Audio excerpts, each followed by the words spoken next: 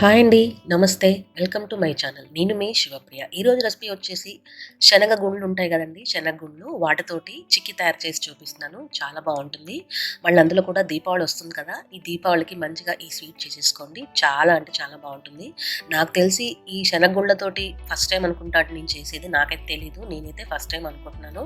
మరి నా వీడియో గనుక మీకు నచ్చినట్లయితే లైక్ చేయండి, షేర్ చేయండి, సబ్స్క్రైబ్ చేసుకోండి. ఇంకా ఆలస్యం చేయకుండా వీడియోలోకి వెళ్ళిపోదాం.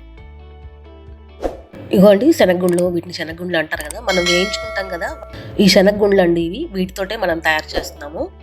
ముందుగా ప్యాన్ పెట్టేసుకుందాము. అందులో ఒక పావు కప్పు మటుకు వాటర్ వేస్తున్నాను. తర్వాత మనం ఎంతైతే క్వాంటిటీ చేస్తామో అదే క్వాంటిటీ తోటి మనం బెల్లం తీసుకుంటాం అనమాట. తక్కువైతే టేస్ట్ అంత బాగోదండి. సమానంగా ఉంటేనే బాగుంటుంది. బెల్లం ఒకవేళ తక్కువ కావాలనుకుంటే తక్కువ వేసుకోవచ్చు. చూసారండి బెల్లం అనేది కొంచెం కొంచెం మెల్ట్ అవ్వడం స్టార్ట్ అయిందనమాట.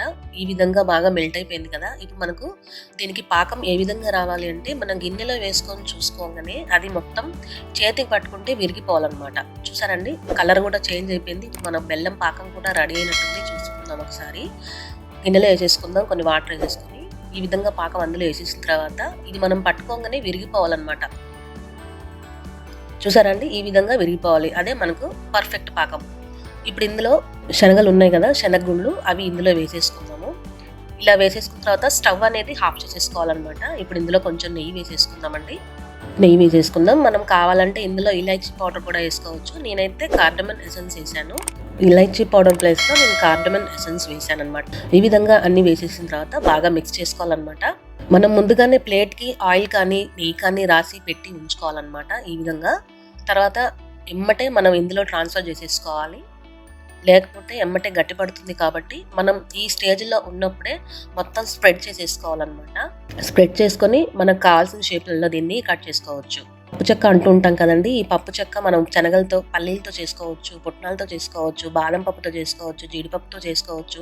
ఇలా చాలా రకాలుగా చాలా విధంగా చేసుకోవచ్చు అండి. కానీ నేనైతే ఈ విధంగా ఆలోచించి ఫస్ట్ టైం చేస్తున్నాను అనమాట. నాకైతే బాగా కుదిరింది. టేస్ట్ కూడా చాలా అంటే చాలా బాగుంది. అందుకే మీకు షేర్ చేస్తున్నాను. మీరు కూడా ట్రై చేయొచ్చని. మనకు కావాల్సిన షేప్స్లలో చేసుకోవచ్చు. ఇక నేను వీడియోలో చెప్తుంటాను కదండి, లైక్ చేయండి, షేర్ చేయండి, సబ్స్క్రైబ్ చేయండి అని. అలా ఎందుకు చెప్తానంటే మీరు లైక్ చేయడం వల్ల నా వీడియో అనేది ఇంకొంతమందికి షేర్ అవుతుంది.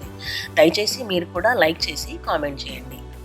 చూసారండి ఇప్పుడు ఈ విధంగా పూర్తిగా చల్లారిపోయిన తర్వాత ఒకవేళ గట్టిగా ఉందనుకోండి, ఒక జస్ట్ 1 మినిట్ పొయ్యి మీద పెట్టేస్తే, స్టవ్ ఆన్ చేస్తే ఇది మొత్తం వచ్చేస్తుంది అనమాట. ఈ విధంగానే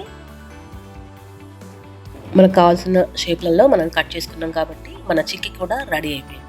చూసారండి చాలా బాగుంది కదా! చూడడానికి, తినడానికి కూడా మస్తు ఉంటుంది. సూపర్ ఉంటుంది. మన దీపావళి స్పెషల్ ఐటమ్గా ఇది నేను షేర్ చేస్తున్నాను. మనం ఎప్పుడంటే అప్పుడు ఈ శనగుళ్ళు అనేది ఎప్పుడైనా దొరుకుతుంటాయి కాబట్టి మనం ఎప్పుడంటే అప్పుడు చేసుకోవచ్చు. ట్రై చేస్తారు కదా! ట్రై చేసి మీకు ఎలా వచ్చిందో కింద కామెంట్ సెక్షన్లో తెలియచేయండి. నెక్స్ట్ రెసిపీ తోటి మళ్ళీ కలుద్దాం. అంతవరకు సెలవు. Support us friends. Thank you.